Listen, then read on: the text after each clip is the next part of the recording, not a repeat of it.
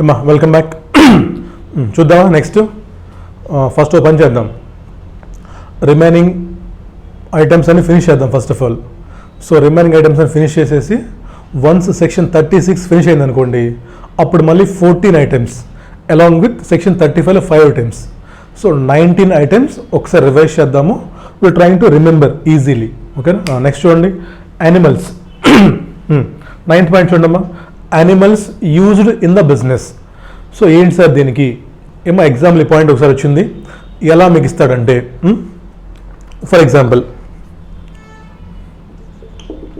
ఒక కంపెనీ ఉంది, ఆ కంపెనీ ఏమో ఏదో ఒక 10 యానిమల్స్ కొనింది కంపెనీ.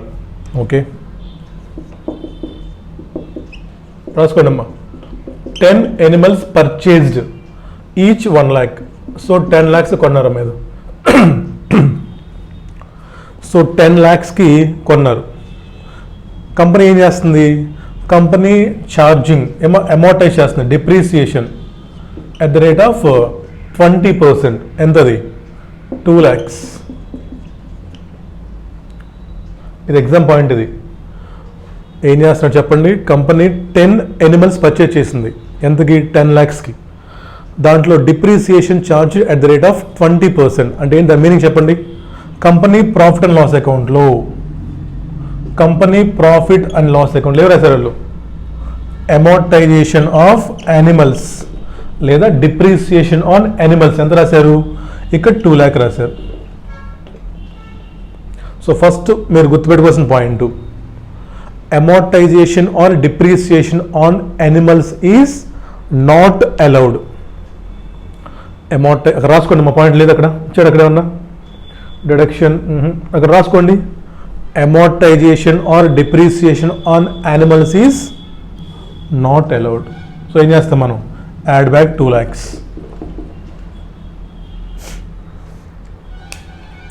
ఫస్ట్ రాసుకోవాలి point, amortisation or depreciation on animals is not allowed.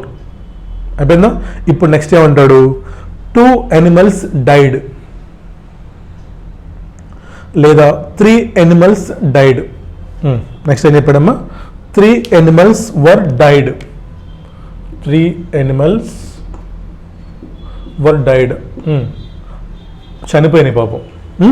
ఇవి చనిపోయినప్పుడు యూజువల్గా వాటిని ఎందుకు పనికిరావు మనకి పాపం. చనిపోయిన తర్వాత ఎవరు పనికిరావు, మనమైనా అంతే, ఎనిమల్స్ అయినా అంతే. మనకంటే ఎనిమల్స్ బెటరు, వాటి తోలు అమ్ముకుంటారు బయట కదా. ఎనిమల్స్ని సమ్హౌ వాటి యొక్క స్కిన్ అమ్ముకుంటారు. మనం అనుకోండి మనం ఎందుకు పనికిరాం. సో ఏమైంది ఇక్కడ, 30,000 రూపీస్కి చూడండి, ఎగ్జాంపుల్ రాసుకోండి. Later on 3 animals were died and income లేదా స్క్రాప్ రియలైజ్డ్ వాస్ 30,000 రూపీస్. ఇది మీకు ఇచ్చిన క్వశ్చన్.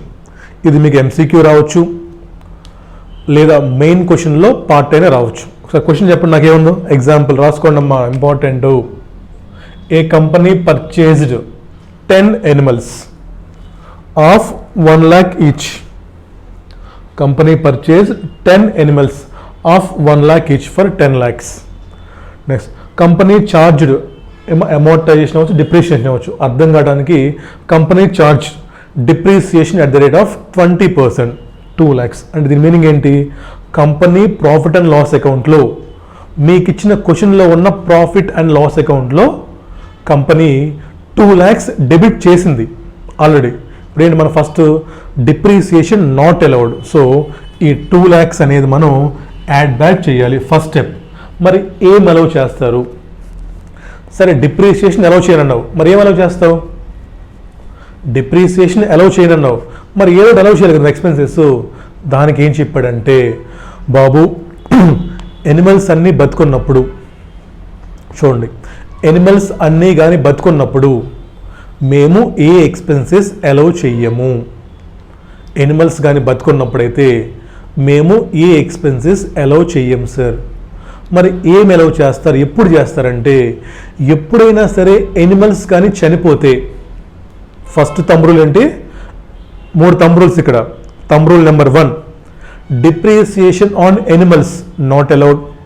సెకండ్, ఎనిమల్స్ బతుకున్నంత వరకు ఎనిమల్స్ బతుకున్నంత వరకు no deduction will be allowed. Next, మరి ఎప్పుడు ఏం అలౌ చేస్తారంటే ఒకవేళ ఎనిమల్స్ కానీ చనిపోతే అప్పుడు మేము ఎక్స్పెన్సెస్ అలౌ చేస్తాము. ఓకేనా? ఇక్కడ 2 పాయింట్స్. ఎప్పుడు అలౌ చేస్తారు, ఎంత అలౌ చేస్తారు. ఎప్పుడు చేస్తారంట? ఎనిమల్స్ కానీ చనిపోతే అప్పుడు అలౌ చేస్తారంట. ఎంత అలౌ చేస్తారు అర్థమైందా? ఏమో ఎనిమల్స్ చనిపోతే అలౌ చేస్తారు first. On death allowed. Okay, ఎంత అలౌ చేస్తారు ఇప్పుడు చెప్పారు చూడమ్మా. Cost minus any scrap realised from animals death. ఇది మీకు తెలుసుకోవాల్సిన పాయింట్. అర్థమైందా? ఎప్పుడు అలౌ చేస్తారు? Only on the death we will allow some expenses. ఎంత? Cost of that dead animals. ఎన్ని ఎనిమల్స్ అయితే చనిపోయాయో దాని కాస్ట్ మైనస్ ఈ చనిపోయిన ఎనిమల్స్ నుంచి ఏదైనా ఇన్కమ్ వస్తే అది లెస్ చేసేసుకొని ఈ డిఫరెన్స్ నీకు అలౌ చేస్తారు. ఈ క్వశ్చన్ చెప్పండి, ఎంత అలౌ చేస్తారు? ఎన్ని చనిపోయినాయి? 3 చనిపోయినాయి. ఒక్కో దాని కాస్ట్ ఎంత? 1 lakh. So 3 lakhs minus 30,000 scrap. So మొత్తం మనకి ఏమో 2,70,000 విల్ బి అలౌడ్. ఏంటి దాని మీనింగ్ ఏంటి? మీరు ఇప్పుడు క్వశ్చన్లో ఇందాక 2 lakh యాడ్ బ్యాక్ చేశారు, వదిలేసండి. ఇంకా మళ్ళీ అగైన్ డెబిటెడ్ టు ఏమా expenses allowed on death of animals. ఎంత? 2,70,000. రాసుకోండి. ఇది చాలాసార్లు వచ్చిందాం ఎగ్జామ్లో, చాలామంది చేయలా. ఇప్పుడు ఏం చేస్తారు మీరు? సింపుల్గా చదువుకు వెళ్ళిపోతారు. Expenses incurred on death is allowed. ఏం అలౌడ్, ఏం నాట్ అలౌడ్ తెలుసుకోవాలి కదా. అందుకే మార్కులు మనకు పోయి తెలుగు వాళ్ళకి. చదవండి. మ్యారథాన్లు వింటే మార్కులు రావు, చదువుకుంటూ పోతే మార్కులు రావు. You should know what is happening. అర్థమైంది కదా? ఇంకా రాసుకోండి అమ్మా 3 thumb rules. Rule number 1, no depreciation on animals. ఇక్కడ కింద రాసుకోండి అమ్మా. If already charged it has to be added back to income. No depreciation on animals. If already charged, it has to be added back. Thumb rule number 2. No expenditure will be allowed while animals are alive. No expenditure is allowed while animals are alive. Animals బతుకున్నప్పుడు మనకి ఎటువంటి expenses allow చెయ్యరు. Last, expenses will be allowed. రాసుకోండమ్మా. Only on the death will be allowed. Telugu రాసుకోండి. ఎప్పుడు allow చేస్తారంటే only on the death allow చేస్తారు. ఎంత అలౌ చేస్తారంటే ఏంటిది? Cost of dead animals. మొత్తం కాస్ట్ కదా, ఎన్ని చనిపోతే అన్ని. Cost of dead animals minus scrap on death. So 3 lakhs minus 30,000. 2,70,000 will be allowed. ఏం చెప్పండి నెట్ ఎఫెక్ట్? సరే 2 lakh యాడ్ బ్యాక్ చేసాము డిప్రిసియేషను. 2,70,000 ఏం చేసాం? అలౌ చేసాం. This is the treatment. దీనికి మీకు 2 marks. Full 2 marks will get. Simple. రైటా? రాసుకోండి. ప్రతి మార్క్ ఇంపార్టెంటే. చాలామందికి డీటీలో పాపం ఏమా 38లు 34లు చాయిపోయారు పాపం చాలామంది. సో సిఏ ఫైనల్లో ఏమో 190 నుంచి 200 మధ్య ఫెయిల్ అయ్యే వాళ్ళు ఒక 50% ఉంటారు. 190 నుంచి 200 మధ్య ఫెయిల్ అయ్యే వాళ్ళు ఆల్మోస్ట్ ఒక 50% ఉంటారమ్మా. ఈ 190కి 200కి ఈ 10 marks ఏవైతే ఉన్నాయో అవి చాలా ఇంపార్టెంట్. అవి ఎందుకు పోతాయి? ఓవర్ కాన్ఫిడెన్స్, ఇవే రీజన్స్.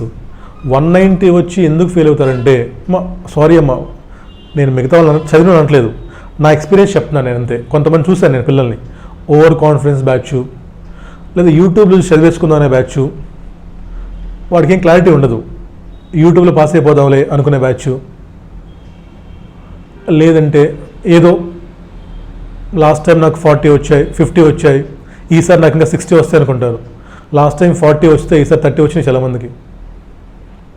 సో డీటీ అంత కామెడీ కాదు, అలాగని కష్టం కూడా కాదు. ఎప్పుడు సిస్టమేటిక్గా చదువుకోండి, ప్రతి దానికి లాజిక్ ఉంటుంది. రైటా? చూడిపోయినా next most important section, bad debts. కానీ రాసుకున్నారా? రాసుకోండి.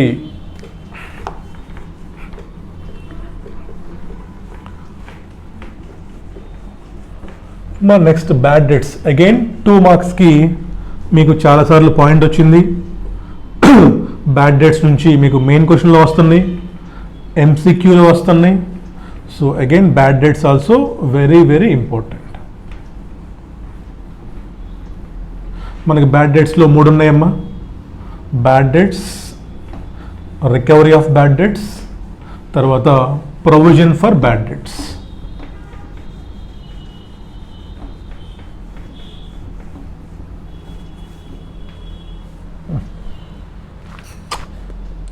నెక్స్ట్ రాసుకోండమ్మా, bad debts.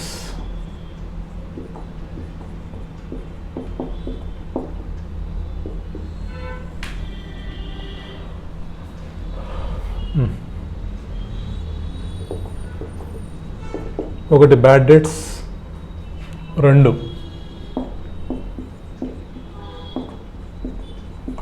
Recovery of bad debts, ఇక్కడ provision for bad debts.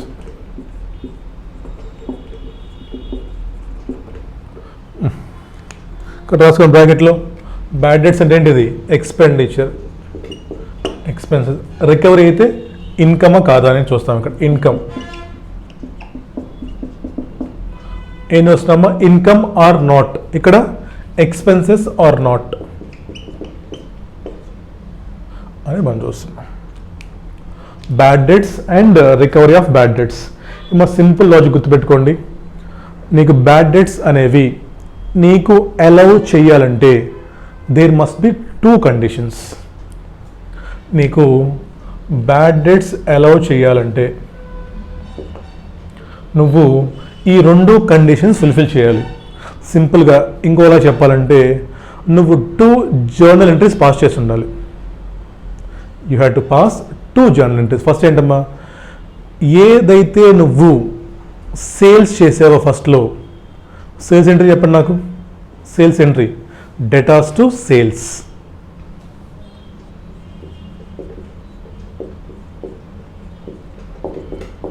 Double entry, double entry sales to profit and loss account. అంతేనా? అంటే ఏం జరిగింది చెప్పండి. In the year of sale, in the year of sale, ఆ ఇయర్లో మనం ఇన్కమ్ కనుక్కునేటప్పుడు, ఆ ఇయర్లో మనం ఇన్కమ్ కనుక్కుంటున్నప్పుడు ఈ పర్టికులర్ సేల్స్ నువ్వు ఇన్కమ్ కింద తీసుకొని ఆ ఇయర్లో నువ్వు ఇన్కమ్ కనుక్కున్నావు. అంతేనా మీనింగ్? డెటార్స్ టు సేల్స్ అని రాసావు, తర్వాత sales to profit and loss account రాసాం మనం. అంటే మీనింగ్ ఏంటి? ఫర్ ఎగ్జాంపుల్ అమ్మ లాస్ట్ ఇయర్లో మనకి సేల్స్ జరిగింది. అక్కడ ఫస్ట్ కండిషన్ ఏంటి? నీకు ముందు బ్యాడ్ డెట్స్ అవ్వాలంటే, నీకు ముందు బ్యాడ్ డెట్స్ అవ్వాలంటే దేర్ మస్ట్ బి సేల్స్. నువ్వు ఆ సేల్స్ని బుక్లో రికార్డ్ చేసి ఉండాలి ముందు. సో నువ్వు బ్యాక్ ఎండ్లో ఈ సేల్స్ నువ్వు రికార్డ్ చేసి ఆ ఇయర్లో ఆ ఇన్కమ్ నువ్వు కన్సిడర్ చేసి ఉండాలి. First condition. Second condition, bad debts ఎప్పుడైతే నీకు అయ్యాయో నువ్వు బ్యాడ్ డెట్స్ని యాక్చువల్గా రైట్ ఆఫ్ చేసేయాలి. బ్యాడ్ డెట్స్ నువ్వు ఏమో యాక్చువల్గా రైట్ ఆఫ్ చేయాలంటే ఏంటి? You have to pass another entry. ఏంటమ్మది? 2 ఎంట్రీలు వస్తాయి మళ్ళీ ఇక్కడ. అవునా? ఫస్ట్ ఎంట్రీ ఏంటి? Bad debts to debtors. Second double effective, profit and loss account debit to bad debts. అర్థమైందా? సో బ్యాడ్ డెట్స్ అనేవి నువ్వు యాక్చువల్లీ రైట్ ఆఫ్ చేయాలి, అంతేకాని నేను ప్రొవిజన్ క్రియేట్ చేసుకుంటాను నువ్వు అలా చేయకూడదు. మరి ఇప్పుడు ఏం చేశావు? నువ్వు provision for bad debts debtors అని రాసావు. So provision for bad debts to debtors అని రాస్తే provisions not allowed, provisions not allowed, only ఏంటమ్మా actual bad debts will be allowed. Important అమ్మా. బ్యాడ్ డెట్స్ టు డెటార్స్ రాయాలి. Again profit and loss account debit to bad debts. ఇప్పుడు చూడండి link చెప్తా మీకు.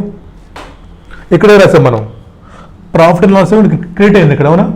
Sales to profit and loss account ఇందాక create చేసాం అంటే ఏంటి, ఇన్కమ్గా తీసుకున్నాం, ట్యాక్స్ పే చేసాం. ఇప్పుడు ఏం చేస్తున్నామ్మా, ఈ ప్రాఫిట్ అండ్ లాస్ అకౌంట్ని ఇప్పుడు ఏం చేస్తున్నాం, రివర్స్ చేస్తున్నాం, డెబిట్ చేసుకొని. అంటే ఏంటి, ఇక్కడ క్రెడిట్ తీసుకున్నాను కాబట్టి ఇక్కడ నీకు అలౌ చేస్తాను డెబిట్లో. ఇక్కడ నువ్వు క్రెడిట్ తీసుకోకపోయినా ఇక్కడ నువ్వు ప్రొవిజన్ రాసి నాట్ అలౌడ్ నీకు. ఇంకెంతమైందా, ఇక్కడ నువ్వు ఇన్కమ్గా తీసుకున్నావు, ఇక్కడ నువ్వు యాక్చువల్గా రైట్ ఆఫ్ కూడా చేసావు. ఈ 2 conditions must be fulfil. That sales must be taken into income while computing income of that year. అంటే ఏంటి, డెటార్స్ టు సేల్స్ అని రాయాలి, sales to profit and loss account రాయాలి. Next, bad debts has to be actually written off. నువ్వు ఇక్కడ దాన్ని యాక్చువల్గా return of చేయాలి. అంటే ఏంటి ఎంట్రీ చెప్పండి నాకు, బ్యాడ్ డెట్స్ టు డెటార్స్ అని నువ్వు ఎంట్రీ పాస్ చేసి profit and loss account debit to bad debts అని రాసుకోవాలి చేస్తాం. సో నువ్వు నీ ప్రాఫిట్ అండ్ లాస్ అకౌంట్లో టు బ్యాడ్ డెట్స్ అని రాయాలంటే you have to write off యాక్చువల్గా బ్యాడ్ డెట్స్ టు డెటార్స్ రాయాలి. ఓకేనా? అది అంతేగాని bad debts to provision for bad debts అని ఒప్పుకో మేము. డెటార్స్ నువ్వు యాక్చువల్గా తగ్గించేయాలి. అంటే వాడు నిజంగా ఇంకా లేడు, నాకు రావు అని నీ డెటార్స్ కూడా నువ్వు తీసేయాలి బుక్స్ నుంచి బయటికి. ఎప్పుడైతే నువ్వు డెటార్స్ కూడా తగ్గించేసావో then we will allow it as deduction. ఈ 2 కండిషన్స్ మోస్ట్ ఇంపార్టెంట్. ఇన్కమ్లో తీసుకోవాలి, యాక్చువల్గా రైట్ ఆఫ్ చేయాలి. అంటే ఏంటి meaning, actual right of means ఆ డెటార్ని మన బుక్లో నుంచి బయటికి తీసేయాలి నిజంగా. అంతేకాని నువ్వు బ్యాడ్ డెట్స్ ప్రొవిజన్ రాసేసుకొని ఇక్కడ ఎక్స్పెన్సెస్ క్లెయిమ్ చేసుకొని మళ్ళీ వాడికి డబ్బులు ఇచ్చాడు మళ్ళీ, అప్పుడు ఎలా? సో నువ్వు ఫస్ట్ డెటార్ బుక్లో తీసుకొచ్చావు, ఇప్పుడు తీసే బయటికి ఫస్ట్ దాన్ని. డెటార్ నిజంగా తీసేస్తే ఇస్తాం నాకు, అదమ్మా. సో బ్యాడ్ డెట్స్కి 2 సింపుల్ పాయింట్స్ అంతే. ఇన్కమ్ కింద తీసుకోవాలి, యాక్చువల్గా రైట్ ఆఫ్ చేయాలి. ఓకేనా? రైట్. ఇక్కడ మీకు ఏమో ఒక 3 మోస్ట్ ఇంపార్టెంట్ కేసులాస్ ఉన్నాయి.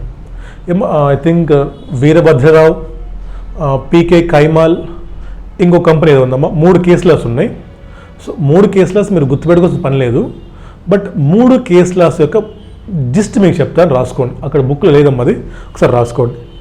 ఏంటంటే ఇక్కడ ఏమో ఫర్ ఎగ్జాంపుల్ మనకి ఎమాల్గమేషన్ జరిగిన, డీమెర్జర్ జరిగిన, లేదా ఏమన్నా సక్సెషన్ జరగవచ్చు కదమ్మా. మనకి ఎమాల్గమేషన్ జరగవచ్చు, సక్సెషన్ జరగవచ్చు, డీమెర్జర్ జరగవచ్చు. అంటే ఏమొచ్చు చెప్పండి. ఇక్కడేమో ఒకడు ఉంటున్నాడు ఎస్ఎస్సి, ఇక్కడ ఇంకొక ఎస్ఎస్సి ఉంటున్నాడు. ఎమాల్గమేషన్కి ముందు ఒకడున్నాడు, ఎమాల్గమేషన్ తర్వాత ఇంకోటి ఉంటున్నాడు. ఇప్పుడు క్వశ్చన్ ఏంటంటే ఎందుకు వచ్చింది ఆ కేసు అంటే, ఏమో ఫర్ ఎగ్జాంపుల్ అమ్మా, ఇక్కడ నీకు ఏదో కంపెనీ ఉంది, రిలయన్స్ లిమిటెడ్ ఉంది, ఏదో కంపెనీ ఉంది ఇక్కడ. ఈ కంపెనీ ఏం చేసింది, debtors account debit to sales అని ఎంట్రీ పాస్ చేశాడు వీడు. అంటే ఏం చేశాడు, ఈ ఇయర్లో ఇన్కమ్ కింద తీసుకున్నాడు. ఓకే, బాగానే ఉంది. ఫస్ట్ కండిషన్ ఫుల్ఫిల్ అయిపోయిందమ్మా. ఇప్పుడు ఏమైంది, ఇన్కమ్ రికార్డ్ చేసిన తర్వాత ఎమాల్గమేషన్ జరిగింది, లేదా సక్సెషన్ జరిగింది, లేదా సంథింగ్ ఏదో జరిగింది, డీమెర్జర్. అంటే ఏమైందమ్మా, ఎస్ఎస్సి మారిపోతున్నాడు. అవునా? ఎమాల్గమేషన్ జరిగింది, వీడు ఉంటాడు, ఇంకా ఓల్డ్ కంపెనీ బుక్స్ క్లోజ్ అయిపోతాయి కదా. ఇప్పుడు ఎవరున్నారు, కొత్తోడు వచ్చాడు ఎగ్జిస్టెన్స్లోకి. వాడేం చేశాడు, ఇక్కడ డెటార్స్ని బ్యాడ్ డెట్స్ టు డెటార్స్ అని రైట్ ఆఫ్ వీడ్ చేశాడు. ఇక్కడ వాడు అక్కడ యాక్చువల్ రైట్ ఆఫ్ చేశాడు. ఇప్పుడు ఏమంటుంది చెప్పండి, ఇక్కడ కండిషన్ ఏం చెప్పారు మీకు సెక్షన్లో, ఇన్కమ్ కింద తీసుకోవాలి, అదేవిధంగా దీన్ని రైట్ ఆఫ్ కూడా చేయాలి. ఇక్కడ సేమ్ ఎస్ఎస్సి కదా, సో గొడవ లేదు, మనమే. ఇక్కడ ఏమైందమ్మా, ఒకడేమో ఇన్కమ్ రికగ్నైజ్ చేశాడు బుక్స్లో, ఇంకొకడేమో రైట్ ఆఫ్ చేస్తున్నాడు. ఇప్పుడేంటి అలౌ చేస్తారా చేయరా? అలౌ చేస్తారా చేయరా అంటే, ఏమో గొడవ పెట్టుకున్నారు, డిపార్ట్మెంట్కి మనకి గొడవ అయింది, సుప్రీంకోర్టుకి వెళ్ళాము, అక్కడ జడ్జిమెంట్ ఏమొచ్చిందంటే yes it is allowed.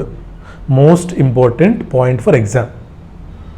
So bad debts అనేవి ఒకరు ఇన్కమ్గా రికగ్నైజ్ చేశారు, ఇంకొకటి రైట్ ఆఫ్ చేశాడు, స్టిల్ అలౌడ్.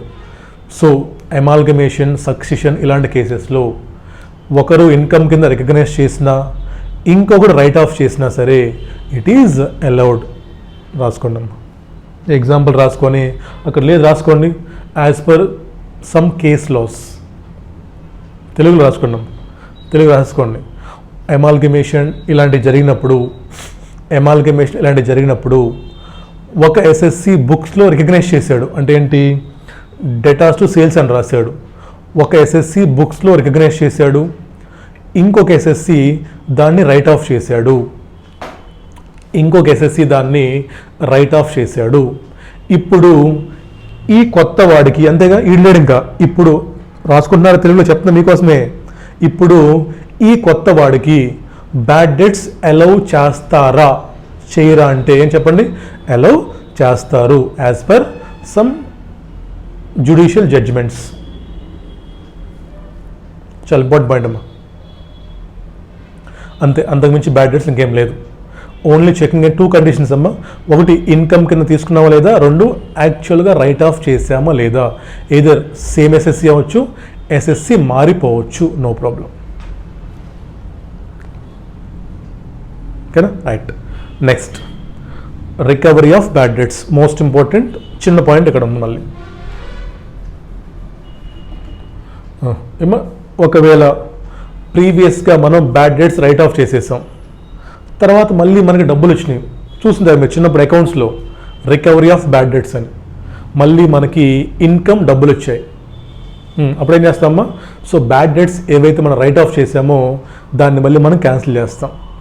సో మనకి ఫ్యూచర్లో మళ్ళీ ఇన్కమ్ వచ్చింది, ఏం చేస్తాం, నీకు ప్రీవియస్గా మేము బ్యాడ్ డెట్స్ అని ఎక్స్పెన్సెస్ అలౌ చేసాం, అవునా, నీకు ప్రీవియస్గా మేము బ్యాడ్ డెట్స్ ఎక్స్పెన్సెస్గా అలౌ చేసాం, ఇప్పుడు మళ్ళీ అవి రికవరీ అయినాయి. సింపుల్ పాయింట్, రికవరీ అయినాయి కాబట్టి that will be treated as income in the year of recovery. Simple point, treated as income in the year of recovery. Simple month, treated as income in the year of it's recovery. ఇక్కడ most important point, ఇందాక ఏం చూసాం మనం, amalgamation జరిగింది, succession జరిగింది, ఒకడు income రాశాడు, ఇంకొకడు రైట్ ఆఫ్ చేశాడు, అలౌడ్. ఇప్పుడు ఈ కేసు చూడండి, ఏమో నేనున్నాను, ఇప్పుడు నేనే బుక్స్లో రికగ్నైజ్ చేశాను, నేనే రైట్ ఆఫ్ కూడా చేసేసాను, బ్యాడ్ డెట్స్ నాకే అలౌ కూడా చేసేసారు. అర్థమవుతుందా? ఎగ్జాంపుల్ చెప్తాను, రాసుకోండి ఒకసారి, వినండి. ఫస్ట్, నేనే బుక్స్లో ఇన్కమ్గా తీసుకున్నాను, నేనే బుక్స్లో రైట్ ఆఫ్ చేసేసాను, నాకు ఎక్స్పెన్సెస్ అలౌ కూడా చేసేసారు.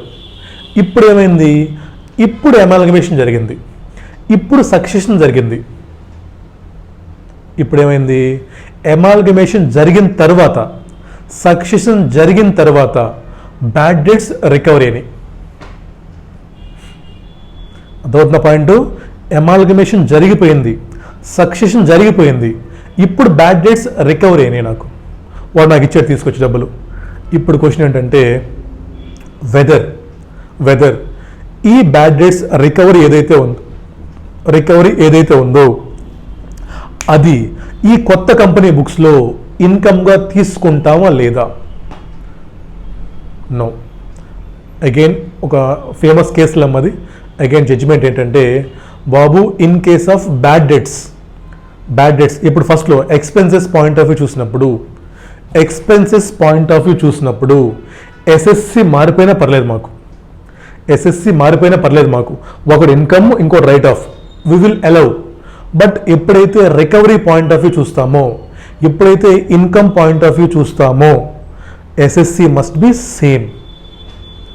రాసుకోండి అమ్మా, ఇక్కడ నోట్ పాయింట్లు రాసుకోండి, కింద మీరు ఎక్కడ రాసుకోండి మీరు.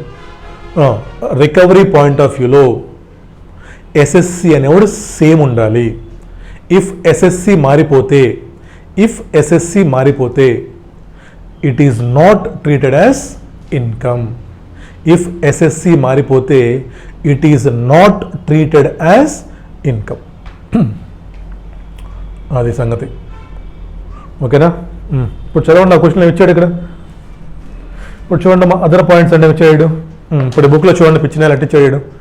ఏమర్థమైతే చదివితే bad debt should be written off in the books in the previous in which deduction is claimed. అంటే ఏంటంట, యాక్చువల్గా రైట్ ఆఫ్ చేయాలి. కింద పాయింట్ చూడండి, debt should be taken into account for computing income for previous or earlier years. ఏంటంటే meaning, నువ్వు ప్రీవియస్గా ఇన్కమ్లో ఈ ఎంట్రీ పాస్ చేసి ఉండాలి, దాంతోపాటు ఈ ఇయర్లో రైట్ ఆఫ్ చేసి ఉండాలి. తర్వాత taxable under PGBP in the year of recovery. Taxable only చూడండి, థర్డ్ పాయింట్ చూడండి, taxable only if assessee who claim the bad debts and assessee who recover is same.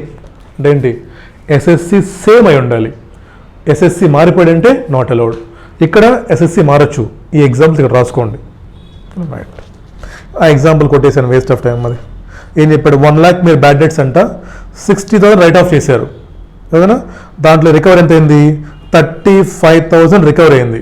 అంటే ఏంటి, తక్కువైంది కదా, income nil.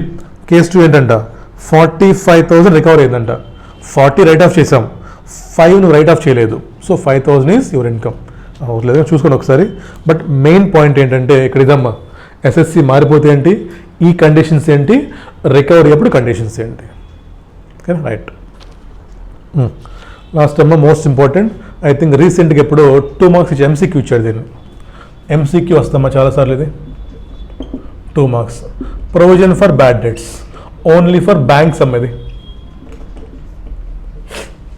Provision for bad debts only allowed for బ్యాంక్స్కి. నీకు you can create provision for bad debts. బ్యాంక్స్కి provisions allow చేస్తారు. చూద్దాం, important అమ్మా. ఇక్కడ ఏంటి, in case of Indian banks, in case of other banks. In case of Indian బ్యాంక్స్కి అయితే చూడండమ్మా, in case of Indian banks, Indian banks ఏముండొచ్చు నీకు, షెడ్యూల్ బ్యాంక్స్ ఉండొచ్చు, నాన్ షెడ్యూల్ బ్యాంక్స్ ఉండొచ్చు, కోఆపరేటివ్ సొసైటీస్ అయి ఉండొచ్చు. కోఆపరేటివ్ బ్యాంక్స్ అయ్యొచ్చు. ఈ పర్సంటేజ్ గుర్తుపెట్టుకుంటే మీకు 2 marks, లేదంటే అస్సాం. ఎంత మరి, 8.5% of gross total income plus 10% of aggregate advances made to rural branches. You have to remember అమ్మా, సింపుల్ ఈ 2 పాయింట్లు అంతే, ఇంకేమొద్దు.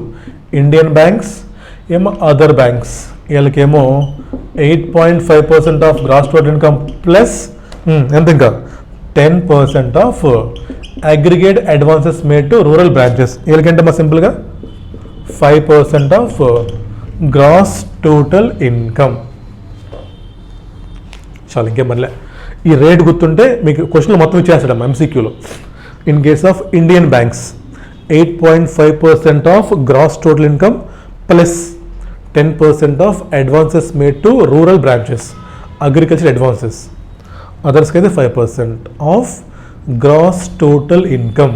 కింద రాసుకోండి, గ్రాస్ టోటల్ ఇన్కమ్ మీన్స్, మరి చెప్పాలి ఏంటనేది, gross total income means income before, income computed before deduction under chapter 6A, అంతే కదా, గ్రాస్ నెట్గా చెప్తుంది. So GTA means before deductions under chapter 6A and before deduction under this section.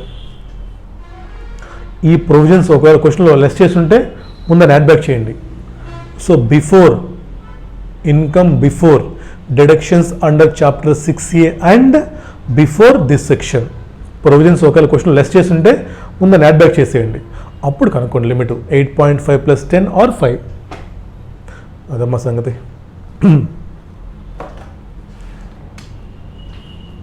ఒకసారి చూడాలి, ఇది ఈ పాయింట్ నుంచి బ్యాడ్ డెట్స్ నుంచి at any cost you'll get 2 marks అమ్మ. You'll get 2 marks.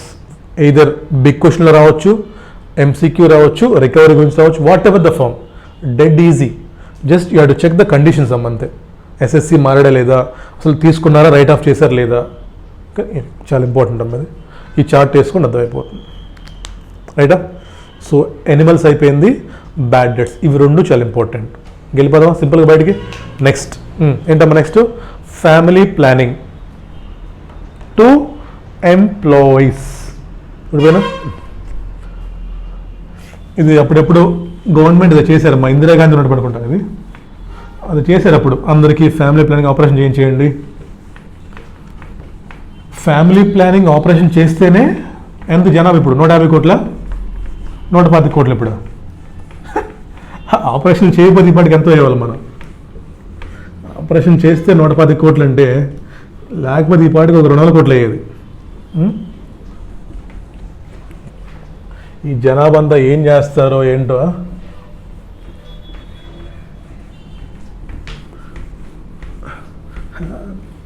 మా గవర్నమెంట్ కొత్త రూల్ పెడితే హ్యాపీ అమ్మ.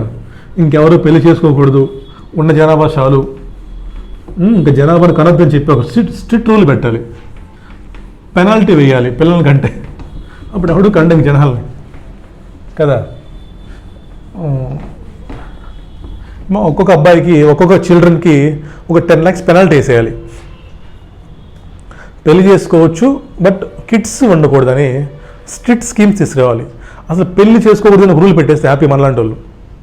ఎందుకమ్మా జనాభా చెప్పండి 150 కోట్లు, ఇంకెంతమంది అవుతారో, ఎడెళ్ళిపోతారు వీళ్ళు, ఎంత పాపం. ఒక పక్క జనాభా పెరుగుతుంది, ఇంకో పక్క వ్యవసాయం చేసేవాళ్ళు అగ్రికల్చర్ లేరు. ఒక పక్క జనాభా పెరిగిపోతూ ఉంది, ఇంకో పక్క మనకు రిసోర్సెస్ లేవు, భూమిలో సాయిల్ లేదు, వాటర్ లేవు, సో యానిమల్స్ లేవు, యానిమల్స్ మొత్తం చచ్చిపోతున్నాయి, తర్వాత ఫారెస్ట్ ప్రొడక్ట్స్ అన్నీ పోతున్నాయి మనకి. సో ఏమవుతుంది సైమల్టేనియస్గా కల్తీ, మొత్తం కల్తీ. సో జనాభా పెరుగుతున్నారు, రిసోర్సెస్ తగ్గిపోతున్నాయి, సో పండించేవాడు లేడు రైతులు, సో తినటానికి కూడా అంతా కల్తీనే. చూడండి మరి ఎలా అయిపోతున్నామా. సో కల్తీ ఫుడ్ తిని తిని లేనిపోని రోగాలు, చిన్న చిన్న వయసులోనే పాపం చాలా ప్రాబ్లమ్స్, చాలా ఇబ్బందులు పడుతున్నారు పాపం ఏంటో. రైట్ చూడండి next expenses on promotion of family planning. First point, this is allowed only for companies. ఓకేనా. ఇప్పుడు నేను వెళ్ళి చేయించుకున్నాను అనుకోండి, నాకెవరు ఎవరికి ఇస్తారు? If I'm working in some company. ఇప్పుడు ఆ కంపెనీలో పనిచేసే ఎంప్లాయీస్ కోసం ఖర్చు పెడితే, ఆ కంపెనీలో పనిచేసే ఎంప్లాయీస్ కోసం ఖర్చు పెట్టింది అనుకోండి, ఆ కంపెనీ ప్రాఫిట్ అండ్ లాస్ అకౌంట్లో ఈ ఎక్స్పెన్సెస్ రాసుకోవచ్చు అని చెప్తున్నాడు. చూడమ్మా, రెవెన్యూ ఎక్స్పెండిచర్, క్యాపిటల్ ఎక్స్పెండిచర్. ఏమంటే రెవెన్యూ అంటే ఏమంటే మా వాళ్ళకి ఫ్రూట్స్ ఇవ్వటమో లేదా బట్టలు ఇవ్వటమో, రికరింగ్ ఎక్స్పెన్సెస్. క్యాపిటల్ అంటే ఏమో పెద్ద ఎక్విప్మెంట్ కొని ఉండొచ్చు వాళ్ళకి ఏమైనా చేయడానికి, ఏదో మనకు అనవసరం. సో రెవెన్యూ ఎక్స్పెండిచర్ అయితే in the year 100%, capital expenditure అయితే సేమ్ లైక్ విఆర్ఎస్ 5%, 5 installments. ఏం చేస్తారు క్వశ్చన్లో చెప్పండి. A company has incurred 10 lakhs for family planning, 10 lakhs has been debited. ఏం చేస్తారు? మొత్తం అలౌ చేయండి. క్యాపిటల్ ఎక్స్పెండిచర్ ఏంటి? So first 10 lakhs add back చేసేయండి, 1/5 2 lakhs మీరు అలౌ చేసేయండి. ఓకేనా. రైట్. అన్అబ్జర్వ్డ్ డిప్రిషియేషన్ అది అవసరం లేదమ్మా, సింపుల్ గుర్తుపెట్టుకోండి. ఏంటి? రెవెన్యూ అయితే మొత్తం ఇచ్చేయండి, నో ప్రాబ్లం. క్యాపిటల్ ఎక్స్పెండిచర్ అయితే మొత్తం డెబిట్ చేస్తుంటాడు వాడు, మీరేం చేస్తారు? యాడ్ బ్యాక్ చేసేయండి, మొత్తం 1/5 అలౌ చేయండి. ఓకేనా. రైట్. ఇంకా అయిపోయినాయి అమ్మా. నెక్స్ట్ సెక్యూరిటీ ట్రాన్సాక్షన్ ట్యాక్స్ లేదా commodity transaction tax allowed if you pay on your stock in trade. Last point చూడండి, 13 చూడండి అమ్మా.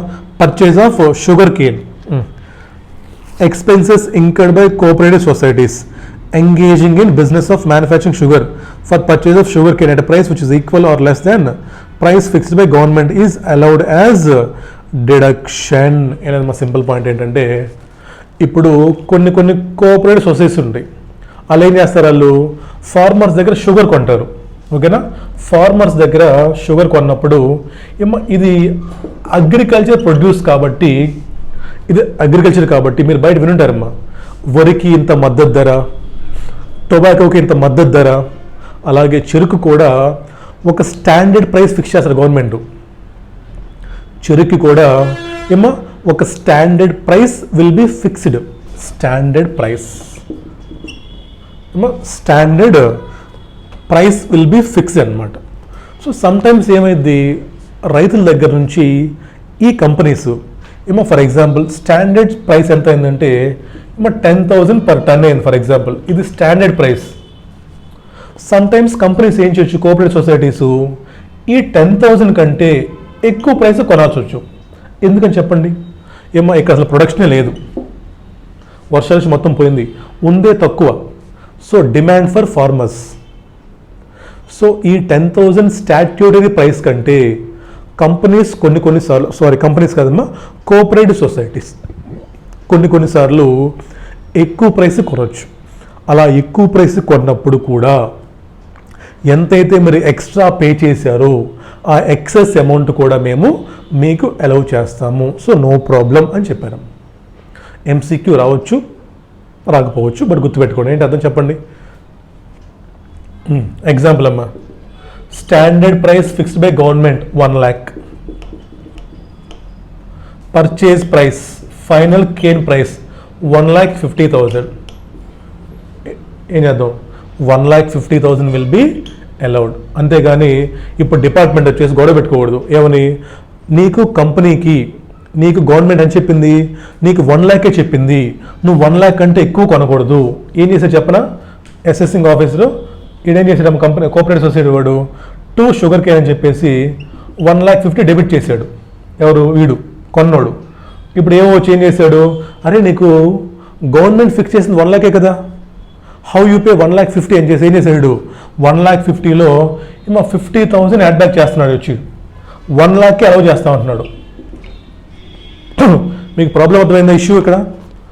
1,50,000 పే చేశాను నేను, ఏవో వచ్చేమంటున్నాడు, 1,50,000 ఎలా పే చేస్తావు నువ్వు, గవర్నమెంట్ ఫిక్స్ చేసిన ప్రైస్ ఇస్తావు నీకు అంటున్నాడు. 1,50,000 డిజర్వ్ చేస్తున్నాడు. సో కాబట్టి ఏమో ఒక న్యూ సెక్షన్ ఇన్సర్ట్ చేశారు. అరే బాబు గొడవ చేయకండి, వాళ్ళు ఎంతైతే ఎక్కువ పే చేశారో అది కూడా ఇచ్చేయండి, 1,50,000 అలౌ చేయండి, because payment to farmers only. ఓకేనా. లాస్ట్ పాయింట్ అమ్మా, market to market losses or other expected losses allowed as deduction as per ICDS.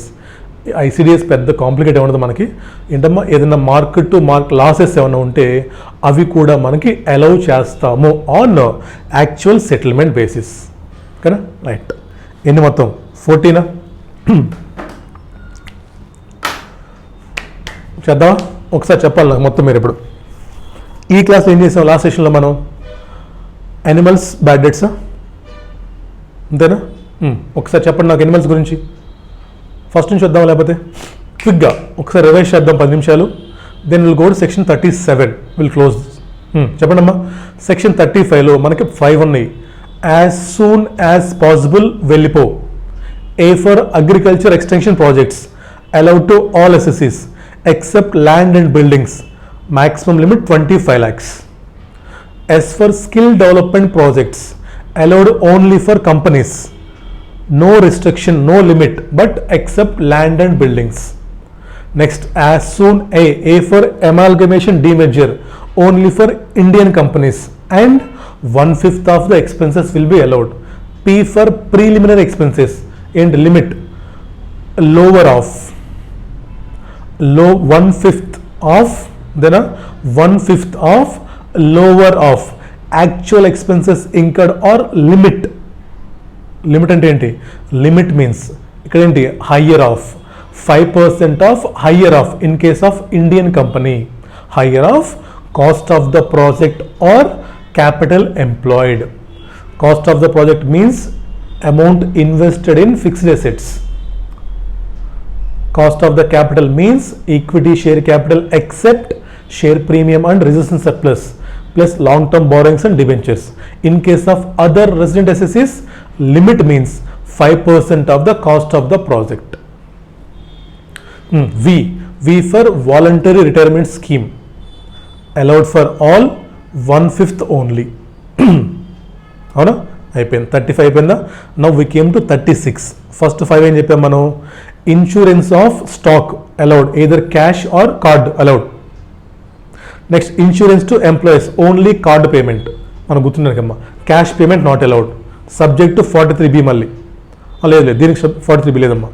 ఇన్సూరెన్స్కి 43B లేదు, ఓన్లీ ఫర్ నెక్స్ట్ ఏంటి, bonus or commission paid to employees allowed but subject to 43B on actual payment on or before due date. Next, interest on loan taken for business allowed up to the date of asset put to use, capitalize later, revenue allowed. Last point, discount on zero coupon bonds allowed over its life. Next, మూడు ఉన్నాయి, contribution to welfare schemes, employer contribution, employee contribution. ఎంప్లాయర్లో మళ్ళీ రెండు ఉన్నాయి, approved funds, pension fund. Approved ఫండ్కి yes allowed but you have to pay on or before due date. Pension fund limit actual payment or 1/10 of salary whichever is less within the limits, no problem. Excess pay చేస్తే ఎంతైతే excess pay చేసామో that will be added back. Employee contribution should be paid to concerned fund on or before due date of that fund only, not regular due date of income tax. అయిపోయిందా? మూడు, employer contribution to approved funds, pension fund, employee contribution. Next, animals.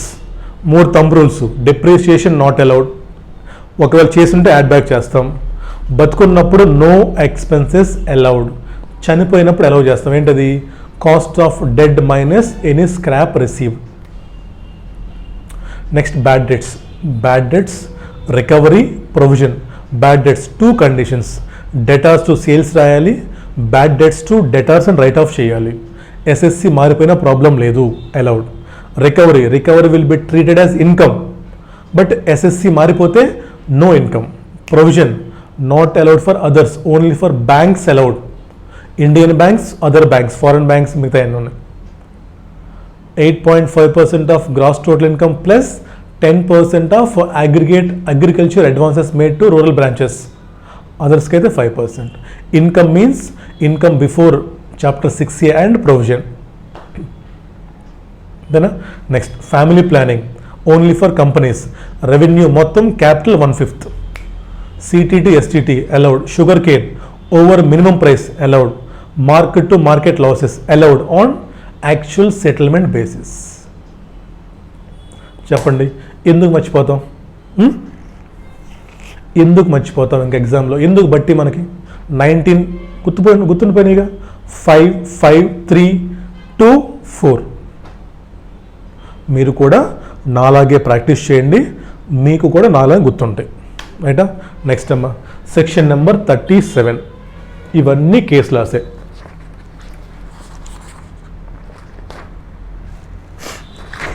ఇవన్నిట్లో you have to remember, చచ్చినట్లు గుర్తుపెట్టుకోవాలి ఇవన్నీ.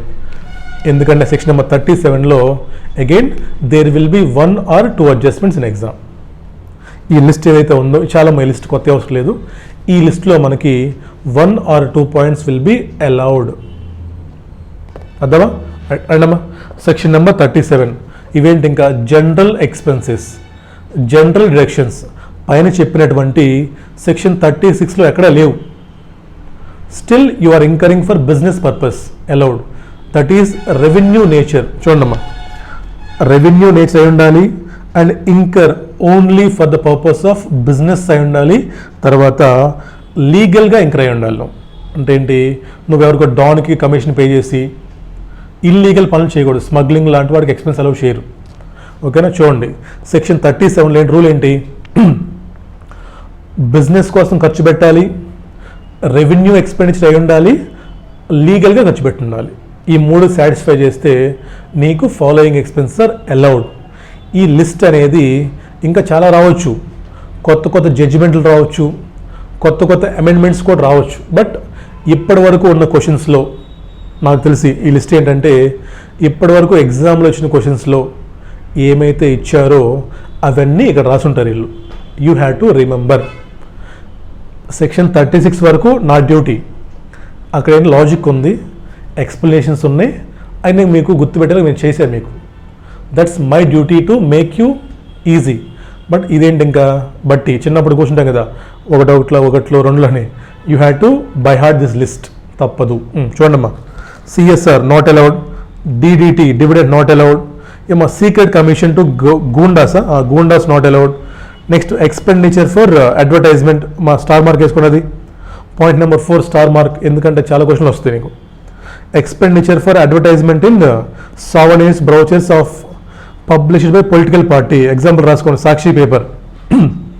సాక్షి paper, I'm not against అమ్మా, example, that belongs to government, so that belongs to YSRCP, so that is not allowed, but that will be allowed and 80 GB allow చేస్తారు. చూడండి ఈ point ఏంటంటే, ఈ point important అమ్మా. ఎగ్జామ్ ఏమిస్తారు నీకు, expenditure incurred for advertisement in political party అంటాడమ్మా. For example 10 lakhs ఏం చేశారు క్వశ్చన్లో, ఇక్కడ డెబిట్ చేశారు 10 lakhs. ఇప్పుడు ఏం చేయాలి, 10 lakhs నువ్వు ఫస్ట్ ముందు యాడ్ బ్యాక్ చేసేయి, 10 lakhs యాడ్ బ్యాక్ చేసేయి. దీన్ని ఎక్కడ ఇస్తాం మనం, జీటీఐ నుంచి, గ్రాస్ టోటల్ ఇన్కమ్ నుంచి ఇక్కడ ఇస్తాం. ఇవ minus advertisement under section 80 GGB, 80 GGB. ఇక్కడ నీకు 10 lakhs ఇస్తాం. ఎవరికి, ఓన్లీ ఫర్ కంపెనీస్. డిఫరెన్స్ అర్థమైందా, ఇన్కమ్ యాడ్ బ్యాక్ చేసేయండి. ఇక్కడ you should allow from GTI only, not from profit and loss account. తర్వాత చూడండి, ఇది కూడా ఇంపార్టెంట్ అమ్మా. Contribution to electoral trust, same ఇక్కడ యాడ్ బ్యాక్ చేసేయండి. కింద సెక్షన్ 80లో అలౌ చేస్తారు దాన్ని. తర్వాత ఇది స్టార్ మార్క్ వేసుకోండి అమ్మా. Provision for loss of subsidiary, not allowed. Provision for unascertained liabilities, not allowed. Star mark వేసుకోవాలి. 4, 5, 6 ఇంపార్టెంట్ అమ్మా. పాయింట్ నెంబర్ 2 కూడా, పాయింట్ నెంబర్ 1 అన్నీ ఇంపార్టెంట్ అమ్మా, బట్ 4, 5, 6 స్టార్ మార్క్ వేసుకోండి. Next provisions on fair estimates allowed అమ్మా. చూడండి ఇక్కడ ఏం చేశాడు ఎదవా, గ్యాప్లో కొన్ని అలౌడ్ ఇచ్చేసాడు మళ్ళీ. అంటే meaning, provision for unascertained liabilities not allowed, provision for certain liabilities allowed. తర్వాత provision for gratuity, star mark వేసుకోండి మరి. Provision for gratuity is not allowed, only actual payment of gratuity is allowed. ఇది చాలా important. తర్వాత ఏమో share issue expenses on IPO not allowed, other cases allowed. Star mark వేసుకోండి, important ఇది. Debenture issue expenses allowed. ఏమో discount on issue of debentures allowed over the life of the debentures. తర్వాత రెగ్యులరేషన్ expenses not allowed. ఏమో తర్వాత star mark వేసుకోండి 13, 13 star mark వేసుకోండి. Expenditure incurred for project not related to existing business and project was abandoned. అంటే ఏం చేసాం మనం, ఒక కొత్త ప్రాజెక్ట్ స్టార్ట్ చేస్తున్నాం మనం. ఇప్పుడు ఏమో ఒక కంపెనీ ఉంది, ఇట్ వాజ్ ఇన్ మ్యానుఫ్యాక్చరింగ్.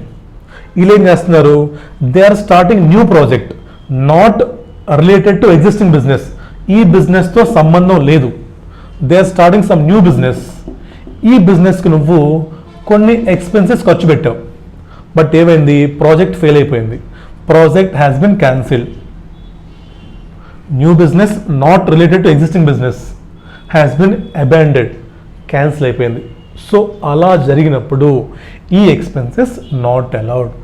ఒకవేళ ఆ ప్రాజెక్ట్ సక్సెస్ అయితే దెన్ అలౌడ్. ఓకేనా, ఇంపార్టెంట్ అమ్మా, చాలా క్వశ్చన్లో చూసాను ఈ పాయింట్ నేను. Payment to consultants not allowed. ఏమో expenditure for heart surgery not allowed. Commission paid to doctors not allowed. మా freebies not allowed. Tax on non monetary not allowed. ఇంక చూడండి అలౌడ్ చూడండి ఏంటి, expenditure incurred, sponsorship fees, non complete fees, branch expenses. ఏమో expenditure on glow sign board, star mark వేసుకోండి. Glow sign board, glow sign board star mark వేసుకోండి. తర్వాత expenditure incurred on ISO certification, loss due to intangible business purchase expenses. ఏమో last point 25th star mark వేసుకోండి, loss due to theft. 26 కూడా రాసుకోండి అమ్మా. Purchase or expenses bill omitted to record in the books. 26th important అమ్మా. ఏం చేసాం మనం, purchase చేసినప్పుడు బుక్స్లో ఎంటర్ చేయడం మర్చిపోయాం. పర్చేజ్ చేసాము, బుక్స్లో ఎంటర్ చేయడం మర్చిపోయాం. తర్వాత మనకు తెలిసింది ఆ విషయం. సో తర్వాత నీకు తెలిసినా సరే that will be allowed. Right.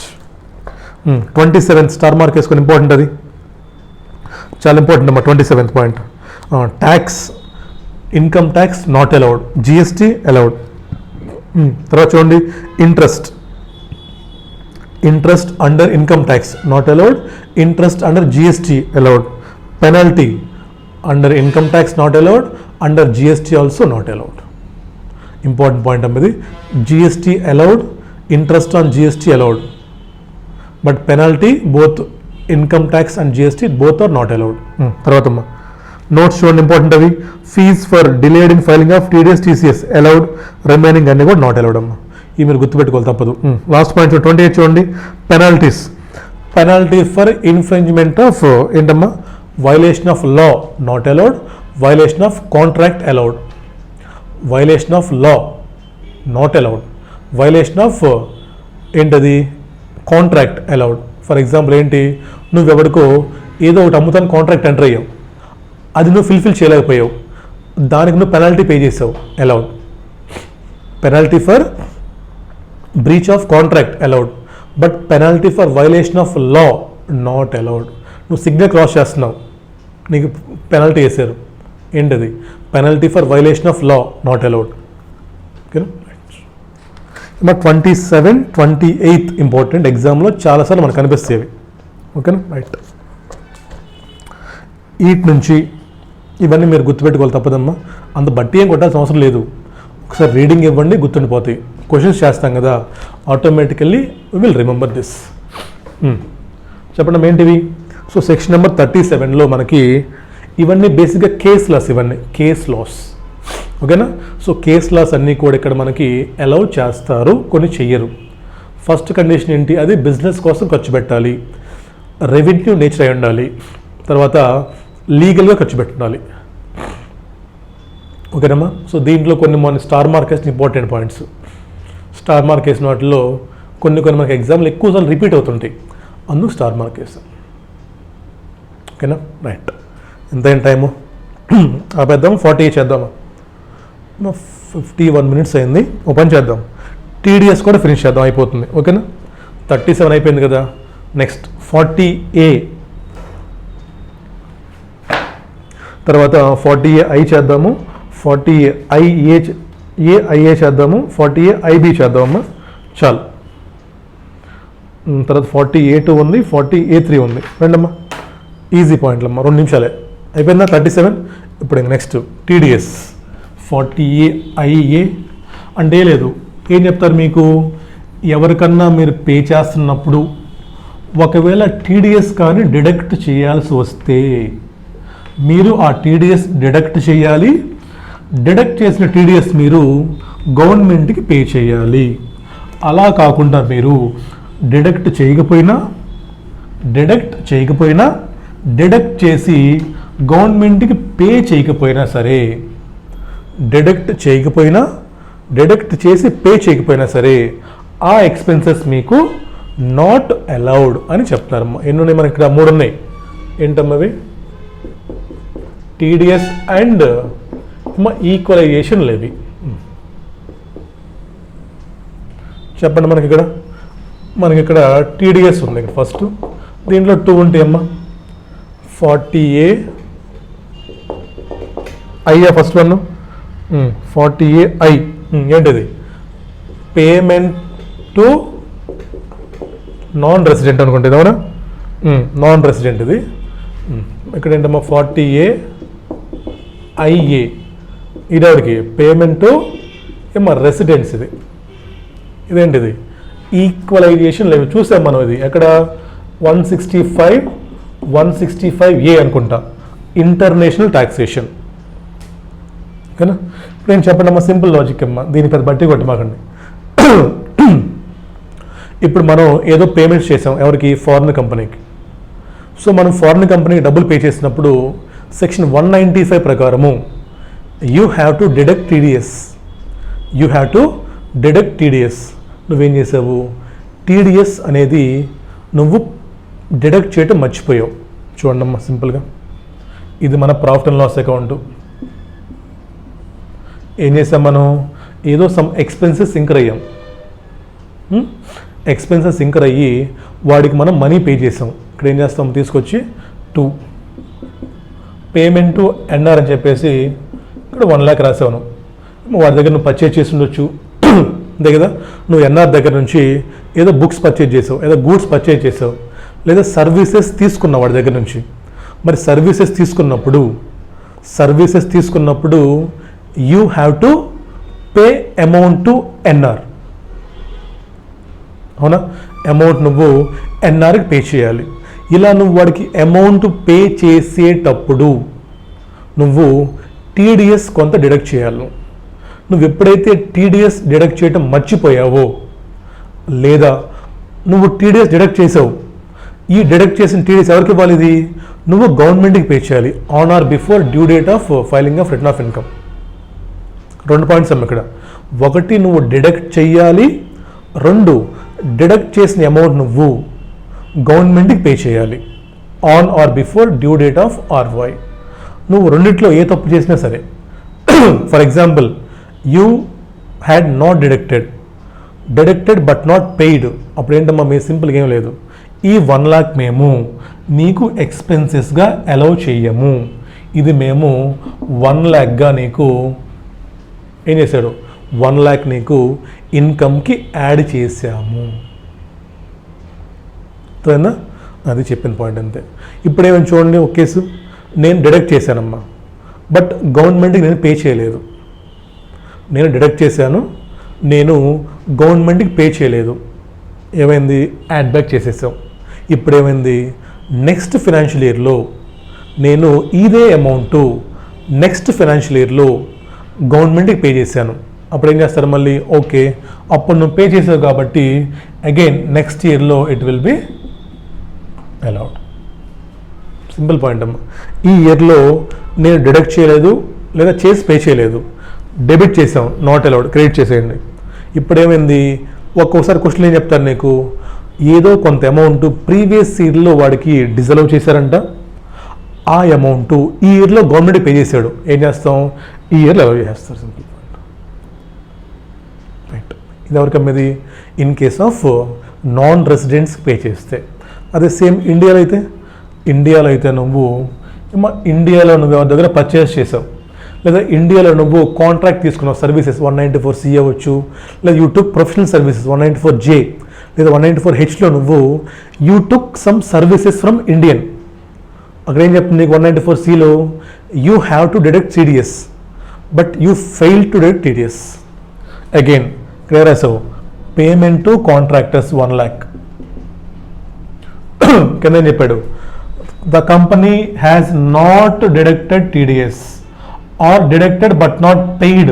అప్పుడు ఏం చేస్తాం? వీళ్ళకైతేనేమో 100% డిజలౌడ్, ఇండియాకి అయితేనేమో 30% విల్ బి డిజలౌడ్, 70% అలౌడ్. ఎంత? 30% అంటే 30,000 షుడ్ బి యాడెడ్ బ్యాక్. ఎందుకు చెప్పండి లాజిక్? ఈడు ఫారిన్ కంపెనీ, ఆడికి మనకు దొరకడు. ఈడవుడు ఫారినర్డు, ఆడికి మనకు దొరకడు. సో మొత్తం డిజలౌడ్. ఈడవుడు ఇండియన్, ఈడు ఆడికి పోతాడు, ఈడికి మన దగ్గర ఉంటాడు కదా. ఈడు ఎక్కడికి పోతాడు చెప్పు? ఈడు మన దగ్గరే ఉంటాడు. సో కాబట్టి డొమెస్టిక్ ఇండియన్ పేమెంట్స్ అయితేనేమో 30% డిజలవ్ చేస్తాము, ఫారెన్ పేమెంట్స్ అయితేనేమో 100% విల్ బి డిజలవ్. ఇక్కడ కూడా సేమ్ లాజిక్ అమ్మా. ఇదిగా నువ్వు నెక్స్ట్ ఇయర్ గవర్నమెంట్కి పే చేసినట్లయితే ఎంతైతే ఈ ఇయర్లో డిజలవ్ చేశారో that will be allowed in next year. ఓకేనా? రైట్. ఇంతేనమ్మా సింపుల్ పాయింట్. సో రెండింటికి కామన్ పాయింట్స్ ఏంటి? ఇండియన్కైనా ఫారినర్కైనా కామన్ పాయింట్స్ ఏంటంటే బాబు, ఒకవేళ ఏదన్నా సెక్షన్ ప్రకారం TDS డిడక్ట్ చేయవలసి వస్తే, ఓన్లీ మ్యాండేటరీ ఉంటే, నువ్వు డిడక్ట్ చేయకపోయినా, చేసి గవర్నమెంట్కి డ్యూ డేట్లో పే చేయకపోయినా, ఫారినర్కి అయితే 100% డిజర్వ్ చేస్తాము, ఇండియన్కి అయితే 30% డిజర్వ్ చేస్తాం. ఒకవేళ నువ్వు నెక్స్ట్ ఇయర్ పే చేస్తే that will be allowed in next financial year. అయిపోయింది. ఇక్కడ వరకు అయిపోయిందమ్మా. ఇది బేసిక్ రూల్. దీనికి దేర్ ఈజ్ వన్ ప్రొవిజన్. అంటే ఏంటి? దీనికి ఒక ఎక్సెప్షన్ ఉంది. ఏంటి ఆ ఎక్సెప్షన్ అంటే, ఇప్పుడు చూడండి అమ్మా, నేను ఎవరికో ఫారినర్కి అమౌంట్ పే చేశాను, లేదా ఇండియన్కి అమౌంట్ పే చేశాను. I forget to deduct TDS. వాడు ఏం చేశాడు? ఇప్పుడు రిసీవరు ఎవరికైతే నేను పేమెంట్ చేశానో వాడు ఏం చేశాడమ్మా? వాడు ప్రాపర్గా RY ఫైల్ చేశాడు. అండ్ ఇది మనకి ఎక్స్పెన్స్ కదా, వాడికి ఏంటి? ఇన్కమ్ కదా, వాడికి ఇన్కమ్ కదా, అవునా? వీడు కాంట్రాక్టర్ అమ్మాడు, నాకు ఎక్స్పెన్సెస్, కాంట్రాక్టర్కి అంటే ఇన్కమ్ కదా. వీడు ఈ ఇన్కమ్ని ఈ రిటర్న్ ఆఫ్ ఇన్కమ్ని తీసుకున్నాడు. అండ్ దీని మీద వీడు గవర్నమెంట్కి ట్యాక్స్ కూడా పే చేశాడు.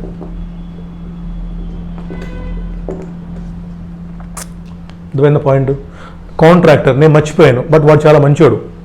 వాడు ఏం చేశాడమ్మా? రిటర్న్ ఫైల్ చేశాడు. రిటర్న్లో ఈ ఇన్కమ్ కూడా చూపించాడు. ఈ ఇన్కమ్ కూడా వాడు కన్సిడర్ చేసి I got payment from so and so, this is my contract income అని ఇన్కమ్ కూడా తీసుకొని దాని మీద గవర్నమెంట్కి ట్యాక్స్ కూడా పే చేశాడు. సో అల్టిమేట్లీ గవర్నమెంట్కి ఏం టార్గెట్? రిసీవర్ని ట్రేస్ చేయడమే కదా. ఎందుకమ్మా టీడీఎస్ కాన్సెప్ట్? రిసీవర్ని ట్రేస్ చేయాలి. వాడే వచ్చాడు, ఇది నేనే, నాకే వాడు డబ్బులు ఇచ్చాడు, వాడే వస్తే మనకేం ప్రాబ్లం ఇంకా? సో ఇలా జరిగినట్లయితే ఈవెన్ దో నేను డిడక్ట్ చేయకపోయినా సరే that will be allowed as income, that will allowed as expenses to this person. ఓకేనా?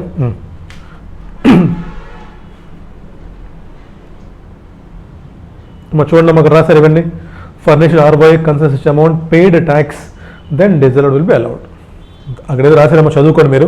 బట్ బేసిక్గా మీరు గుర్తుపెట్టుకోవాల్సింది ఏంటంటే క్వశ్చన్లో మీకు ఏమి ఇస్తాడు? Expenses paid no TDS, in case of NR 100% disallowed, in case of resident 30% will be disallowed. ఒకవేళ ప్రీవియస్ ఇయర్ ఉంటే ఇప్పుడు అలౌ చేస్తాం. ఈ కండిషన్ ఏంటి? రిసీవర్ ఆర్వై ఫైల్ చేయాలి, తర్వాత ఇన్కమ్ తీసుకోవాలి, ట్యాక్స్ కూడా పే చేయాలి, then it will be allowed. Right అమ్మా. ఇది 165A చూసాం మనం, ఇంటర్నేషనల్ ట్యాక్సేషన్ చూసాం. 6.5% ఆర్ 6% అమ్మా, ఇది ఉంది 2%. 165 అయితేనేమో 6.5%, 165A ఏమో 2% ఉంది. అక్కడ సేమ్. ఒకవేళ నువ్వు కానీ పేమెంట్ చేస్తున్నప్పుడు ఈక్వలైజేషన్ లెవీ నువ్వు డిడక్ట్ చేయకపోయినా, డిడక్ట్ చేసి గవర్నమెంట్కి పే చేయకపోయినా సరే that expenses will be 100% disallowed. ఇక్కడ ప్రొవిజన్ లేదు. This proviso only for this 2 sections అమ్మా. ఇక్కడ మనకి ప్రొవిజో ఏం లేదు. 165A ప్రకారం you have to deduct TDS, equalisation levy and pay to government. అలా నువ్వు చేయని సందర్భంలో దట్ విల్ బి డిసలౌడ్ 100%. ఓకేనా? ఈ మూడు సెక్షన్స్లో ఎగ్జామ్లో there must be 1 section 2 marks always ఉంటాయి. రెసిడెంట్కి పే చేస్తే ఏంటి, ఎన్ఆర్కి పే చేస్తే ఏంటి, ఈక్వలేషన్ లెవీ అయితే ఏంటి. ఓకేనా? Item most important section. Next అయిపోయిందా? ఇంకా చూడండి నెంబర్ 2 చూద్దాం. 40A2, 40A3 again 2 most important sections. 40A2 ఏం లేదమ్మా, చూడండి. If payment of expenditure made to specified person then AO can disallow excess amount payment. సొల్లమ్మ ఏం లేదు, అక్కడ ఏం రాసుకుంటారంటే, ఇప్పుడు చూడండి అమ్మా, ఒక కంపెనీ ఉంది. ఆ కంపెనీలో ఎవరో ఒకరు ఎంప్లాయీగా పనిచేస్తున్నారు. ఎండి వాళ్ళ వైఫ్ పనిచేస్తుంది, తను కూడా క్వాలిఫైడ్, చదువుకున్నారు. ఎండి వాళ్ళ వైఫ్ అక్కడ పనిచేస్తుంది అమ్మ కంపెనీలో, తను కూడా క్వాలిఫైడే, తనకు కూడా శాలరీ వస్తుంది. బట్ ఎండి ఏం చేశాడు, మా వైఫే కదని చెప్పేసి 10 lakhs జనరల్గా పే చేస్తారు ప్యాకేజ్. 10 lakhs generally payable. వీడేం చేశాడు, 30 lakhs పే చేశాడు వైఫ్ అని. వీడేం చేశాడు, 30 lakhs పే టు వైఫ్. ఇప్పుడు ఏం చేస్తాం మనం, 30 lakhsలో 10 lakhs అలౌ చేస్తాము, 20 lakhs యాడ్ బ్యాక్ చేస్తాం. సింపుల్. ఇంకో ఎగ్జాంపుల్ అమ్మా, ఏదో నా కంపెనీ ఒకటి ఉంది, నేను పార్ట్నర్షిప్ ఫామ్లో పార్ట్నరు. ఆ పార్ట్నర్షిప్ ఫామ్ నుంచి మనం కొంచెం మెటీరియల్ కొంటున్నాం, లేదా ఆ పార్ట్నర్షిప్ ఫామ్ నుంచి we're taking some services. Market rate ప్రకారం అయితే 1 lakh పే చేయాలి. మనం ఏం చేసాము, 2 lakh పే చేసాం, లేదా 3 lakhs పే చేసాం. ఏమేమి చెప్పండి, ఎక్సెస్ పేమెంట్. ఎంతైతే మార్కెట్ రేట్ కంటే, అది శాలరీ అవ్వచ్చు, పర్చేజ్ ఆఫ్ గూడ్స్ అవ్వచ్చు, సర్వీసెస్ అవ్వచ్చు, వాట్ ఎవర్ అమ్మా, మీ ఎక్స్పెండిచర్ పాయింట్ ఆఫ్ వ్యూలో మార్కెట్ రేట్ కంటే ఎక్కువ పే చేస్తే, ఎంతైతే ఎక్సెస్ పే చేశారో దట్ విల్ బి డిజలౌడ్. అంటే ఏంటి, ఆ ఎక్సెస్ అమౌంట్ని తీసుకెళ్ళి మనం యాడ్ బ్యాక్ చేస్తాము. అక్కడ దాకా చాలు. ఓకేనా? That is 40A2. రైట్ అమ్మా. నెక్స్ట్ 40A3 స్టార్ మార్క్ వేసుకోండి, చాలా ఇంపార్టెంట్ సెక్షన్ ఇది. చాలా ఇంపార్టెంట్ సెక్షన్ అమ్మా, ఎగ్జామ్లో ప్రతిసారి వస్తుంది. ఏం లేదు, if aggregate payment for expenditure to single person in a day exceeds 10,000 by cash or bearer cheque or cross cheque then 100% of payment will be disallowed. ఇది మీరు చూస్తుంటారు అందరు ఆర్టికల్ షిప్లో బయటనో. అంటే ఏంటి, క్యాష్ పేమెంట్స్ తగ్గించాలి. సో మీరు ఒక డేలో ఒక పర్సన్కి, ఓకేనా. చూడండమ్మా, in a day, single person in a day 10,000 కంటే ఎక్కువ కానీ మీరు క్యాష్ కానీ క్రాస్ చెక్ కానీ బేర చెక్ ఇచ్చారంటే that expenses will be 100% disallowed. For example అమ్మా, మీరు కిరాణా షాప్కి వెళ్ళారు, ఫ్యాన్సీ షాప్కి వెళ్ళారు, ఏదో స్టేషనరీ కొన్నారు, బిల్ 11,000 అయింది. ఏం చేశారు మీరు? 11,000 క్యాష్ పే చేశారు, ఓకేనా. మీరు ఈ వెంట్ టు స్టేషనరీ షాప్, ఇక్కడ తీసుకున్నాము ప్రాఫిట్ అండ్ లాస్ అకౌంట్ ఇది. సో ఈ వెంట్ టు స్టేషనరీ షాప్, ఏమైంది? అక్కడ మనకి 11,000 రూపీస్ ఖర్చు అయింది. ఏదో కొన్నాం మనం, గమ్ బాటిల్లో, అది మొత్తం స్టేషనరీ కొన్నాం. ఏం చేస్తుంటాం మనం? ఏమో stationery expense account debit cash or bank రాసి ఉంటాం, క్యాష్ రాస్తాం, అవునా. Again profit and loss account debit to stationery expense ఎంత? 11,000. ఇప్పుడు ఏమైంది? నువ్వు 11,000 క్యాష్ పే చేసావు, సో 10,000 దాటింది కదా. ఇప్పుడు ఏంటి? టోటల్ డిజర్వ్డ్ అమ్మా, 1000 రూపాయలు కాదు, ఎక్సెస్ కాదు, total. So 11,000 will be added back, అది మీనింగ్ అక్కడ. రైట్. నెక్స్ట్ చూడండి, if payment to transporter then 35,000 limit అమ్మా. ఇదేదమ్మా పాపం, నా ముంబైలో మా అన్నయ్యల కంపెనీ దగ్గర కన్స్ట్రక్షన్ అది, అక్కడికి ఏమో ఇసుక లారీలు తీసుకొస్తారు, లోడు ఇసుక, ఎక్కడెక్కడి నుంచో లోడ్లు వస్తాయి, ఇసుక, సిమెంటు, కొన్ని గూడ్స్ వస్తాయి. వీళ్ళంతా ఎవరమ్మా? డ్రైవర్లు వస్తారు ఇక్కడికి, ట్రాన్స్పోర్టేషన్ వీళ్ళకి ఏంటి? మొత్తం పేమెంట్ క్యాషే ఇవ్వాలి. వీళ్ళు చెక్కులు, ఫోన్పే, గూగుల్ తీసుకోరు వాళ్ళు.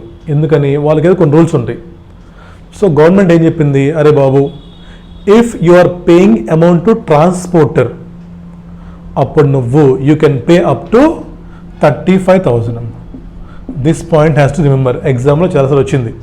ట్రాన్స్పోర్టర్కి పే చేసినప్పుడు యూ హ్యావ్ టు పే 35,000. చూడమ్మా, if expenditure claimed as earlier in earlier direction due basis and if such expenditure is subsequently paid in cash then excess of 10,000 then deduction will be allowed earlier.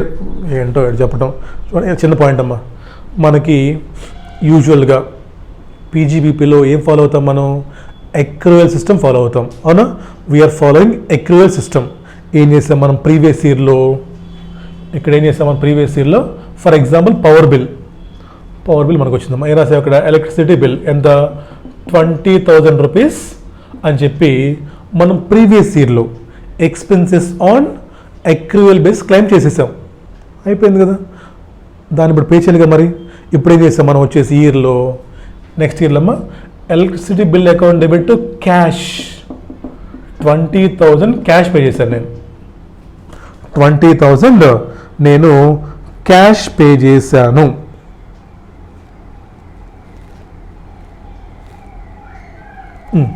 అర్థమైందా? నేను previous ఇయర్లో ఏమో salaries అవ్వచ్చు, rent అవ్వచ్చు, what ever, on accrual basis I climbed deduction of 20,000. ఇయర్లో ఏం చేశాను? నేను వచ్చి యాక్చువల్ పే చేసినప్పుడు నేను మొత్తం క్యాష్ పే చేశాను. అగైన్ ప్రీవియస్ ఇయర్లో నీకు ఏదైతే డిడక్షన్ అలౌ చేశాడో 20,000 రూపీస్, అది తీసుకొచ్చేసి ఈ ఇయర్లో that will be treated as income in current year. ఇక్కడ రెండు, కరెంట్ ఇయర్లో 10,000 దాటితే కరెంట్ ఇయర్ ఇన్కమ్, ప్రీవియస్ ఇయర్లో నువ్వు క్లైమ్ చేసిన డిడక్షన్ ఆన్ డ్యూ బేసిస్, ఈ ఇయర్లో మళ్ళీ 10,000 కంటే ఎక్కువ నువ్వు క్యాష్ పే చేస్తే ఇక్కడ నీకు ఏదైతే డెబిట్ అలౌ చేశాడో, అంతే కదా, ఇక్కడ నీకు డెబిట్ అలౌడ్, అది తీసుకొచ్చి ఇక్కడ క్రియేట్ చేస్తారు. ఇప్పుడు not allowed because you violated 40A3. Right అమ్మా. నెక్స్ట్ చూడండి, ఇంకా ఇంపార్టెంట్ ఇవన్నీ. ఇంకా if payment made by account payee cheque allowed, payment made to banks allowed అమ్మా, నో ప్రాబ్లం. అంటే ఏంటి ఇక్కడ మీనింగ్? నాట్ అప్లికబిలిటీ అంటే పక్కన రాసుకోండి, నాన్ అప్లికబిలిటీ పక్కన రాసుకోండి. ఈ కింద కేసెస్లో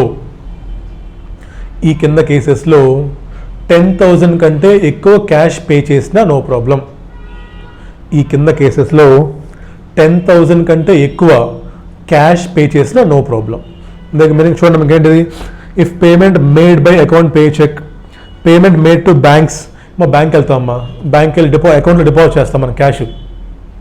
బ్యాంక్ వెళ్ళామా, 1,00,000 రూపాయలు డిపాజిట్ చేశాను నేను, మొత్తం క్యాషే.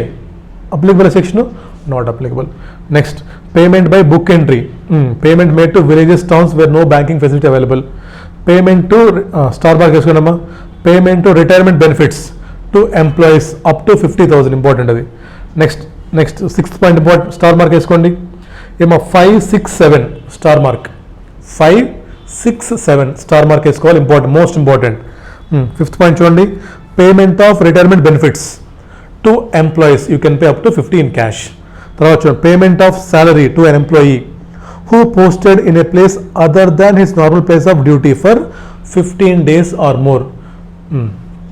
ఏంటమ్మా, ఇప్పుడు ఫర్ ఎగ్జాంపుల్ నేను విజయవాడలో జాబ్ చేస్తున్నాను, ఇప్పుడు నన్ను బెంగళూరు షిఫ్ట్ చేశారు టెంపరీగా 1 monthకి. అక్కడ నా బ్యాంక్ అకౌంట్ లేదు, అక్కడ నా శాలరీ అకౌంట్ లేదు. ఏం చేశారు అక్కడ నా ఖర్చుల కోసం they may give me cash in excess of 10,000 rupees. Last point చూడమ్మా, payment to producers or cultivators of agriculture product, forest product, poultry, dairy farms, fish, livestock, not to middlemen or trader. అంటే ఏంటి, for example అమ్మా, మనం పల్లెటూరు వెళ్ళాం, ఇప్పుడు మా నాన్న ఉన్నాడు ఫార్మరు, మా ఊర్లో మాకు టొబాకో, వరి, కంది పండుతాయి. ఇప్పుడు ఏం చేశారమ్మా, వీళ్ళు వచ్చి కొనేవాళ్ళు మా నాన్నకి ₹1,00,000 డబ్బులు ఇచ్చారు. ఎందుకు, మా వడ్లు కొనటానికి, మా దగ్గర పొగాకు కొనటానికి. ఏం చేశారు వాళ్ళు, 1 lakh నాకు క్యాష్ పే చేశారు, ఇవ్వచ్చు కదమ్మా. So not applicable. ఫార్మర్స్కి you can pay.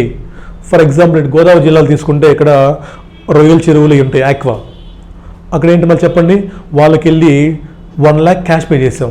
So not applicable. బ్రోకర్లకు కాదు, మిడిల్ మెన్కి కాదు, డైరెక్ట్లీ టు ఫార్మర్స్. ఓకేనా, రైట్, ఇంపార్టెంట్ ఈ పాయింట్స్ అండి. సో ఇక్కడ ఏం చూస్తాం మనం చెప్పండి, టీడీఎస్ 40A, 40IA, 40IB, తర్వాత 40A2 excess payment over market prices. Next 40A3 excess payment of 10,000 in a day to a single person. ఓకేనా, ఇక్కడ ట్రాన్స్పోర్టర్కి 35 పే చేయొచ్చు. ఇంకో ఇంపార్టెంట్ పాయింట్, ప్రీవియస్ ఇయర్లో కానీ అది నువ్వు అలౌ చేసి ఇప్పుడు క్యాష్ పే చేస్తే మొత్తం డిసలౌడ్. ఇంకా ఇంపార్టెంట్ పాయింట్ ఏంటమ్మా, ఎంప్లాయీని వేరే షిఫ్ట్ చేసినప్పుడు మోర్ దాన్ 15 daysకి పే చేయొచ్చు. తర్వాత family retirement benefits 50K pay చేయొచ్చు. ఫార్మర్స్కి మోర్ దాన్ 10,000 పే చేయొచ్చు. So this is all about up to section number 40A3. రేపు మనం 40B మోస్ట్ ఇంపార్టెంట్ అమ్మా, ఇంట్రెస్ట్ టు పార్ట్నర్స్ ఇంపార్టెంట్. తర్వాత మనకి 41 ఉంది రెమిషన్. తర్వాత 43B important, actual payment basis. తర్వాత 43CA ఇంపార్టెంట్ అమ్మా. తర్వాత 43CB కన్స్ట్రక్షన్ కాంట్రాక్ట్స్ ఇంపార్టెంట్.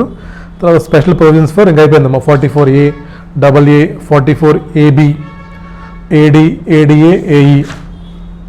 తర్వాత method of accounting, ICDS. So tomorrow we are going to close this PGBP.